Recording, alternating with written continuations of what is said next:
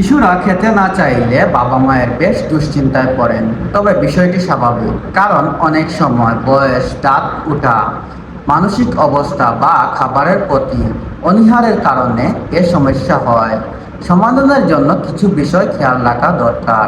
শিশুকে জোর করে খাওয়াবেন না, এতে খাবারের প্রতি বিরূপ মনোভাব তৈরি হয়। অল্প অল্প করে বারবার খাবার দিন।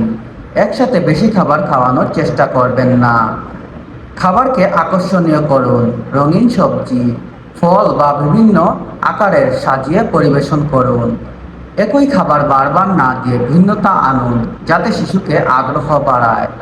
খাওয়ার সময় টিভি, মোবাইল বা খেলনা এড়িয়ে চলুন, যাতে খাবারের প্রতি মনোযোগী হয়। খাবারের পাশাপাশি শিশুকে পানি ও দুধের চাহিদা ঠিকভাবে পরিপূর্ণ হচ্ছে কিনা খেয়াল করুন। নিয়মিত খেতে না চাইলে, ওজন না বাড়লে অবশ্যই চিকিৎসকের পরামর্শ নিন। ধন্যবাদ আপনাদের।